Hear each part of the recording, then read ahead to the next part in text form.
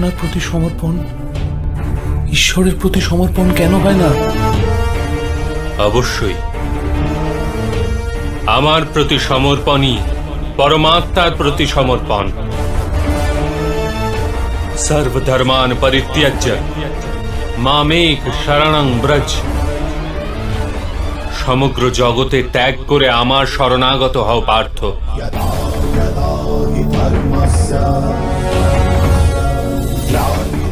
আমি সংসার, আমি সংসারের প্রতিটি কণা। আমি সূর্য আর আমি চন্দ্র। আমি নক্ষত্র আর আমি সমস্ত গ্রহরাজি। আমি সূর্য অপেক্ষাও অধিক পুরাতন আর বৃক্ষে বিকশিত কুড়ি অপেক্ষাও নূতন। আমি সমগ্র মনুষ্য জাতি। আমি স্বর্গ এবং নরক ধারণকারী শক্তি। আমি দুর্যোধন,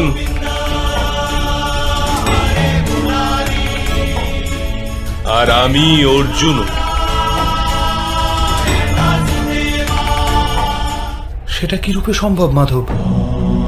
আপনার জন্ম তো অনেকে তাদের জীবদ্দশায় দেখেছে। আপনার মাতাও এখনো জীবিত, যার গর্ভ থেকে আপনি জন্মেছেন। আপনি চিরন্তন আর অবিনশ্বর কি রূপে হতে পারেন? তুমি কেবল শরীর দেখছো, আর আমি আত্মার কথা বলছি। আমার অনেক জন্ম হয়েছে পার্থ। আমি অনেক অবতার রূপ ধারণ করেছি, অনেক প্রকার শরীর ধারণ করেছি আমি, আর এই মৃত্তিকায় মিশে গেছে।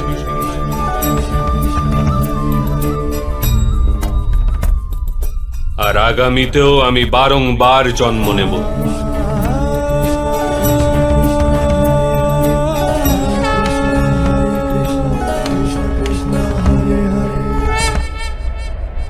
यदा यदा हि धर्मस्य ग्लानिर्भवति भारत अभ्युत्थानम् अधर्मस्य तदात्मानं सृजाम्यहम् परित्राणाय साधूनां विनाशाय च दुष्कृतां धर्म संस्थापनार्थाय संभवामि युगे युगे।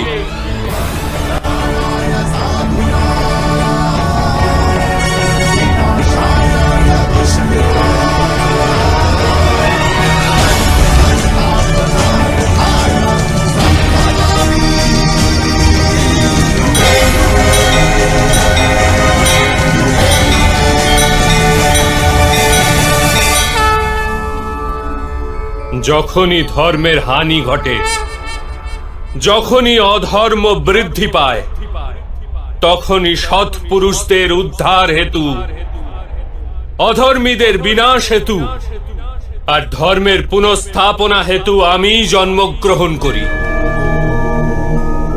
এ প্রত্যেক যুগে হয়ে আসছে, আর আগামীতেও এই রূপই হবে। আমি অবিনশ্বর পরমাত্মা।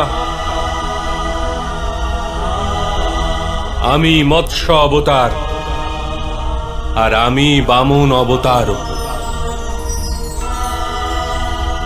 আমি পরশুরাম, আর আমি রামচন্দ্র ছিলাম।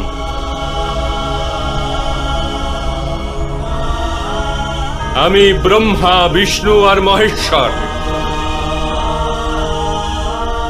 আর আমি সরস্বতী, কালী এবং লক্ষ্মীও।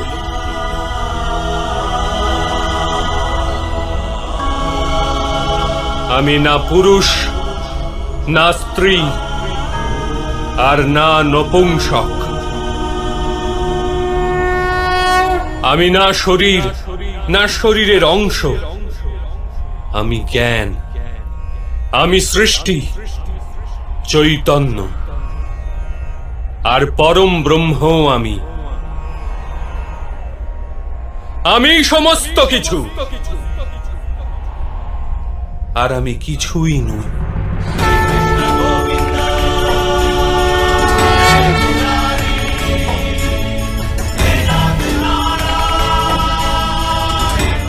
এরূপ প্রত্যেক যুগে ঘটেছে, আর আগামীতেও এই রূপই ঘটতে থাকবে।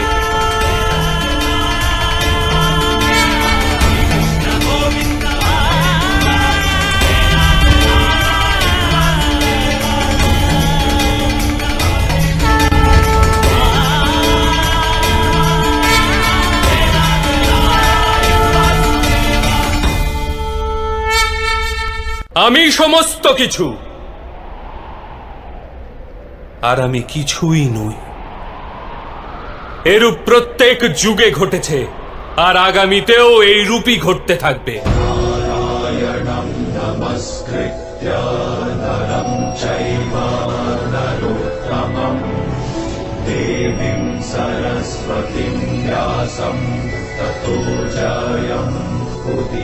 আমি আপনার বাস্তব রূপ দর্শন করতে চাইছি মাধব।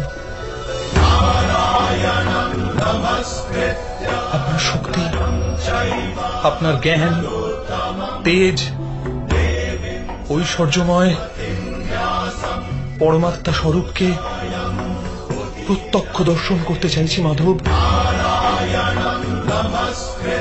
আমাকে আপনি অবিনাশী স্বরূপের দর্শন দিন মাধব। আমার সমস্ত সন্দেহের অবসান ঘটান। Tatoja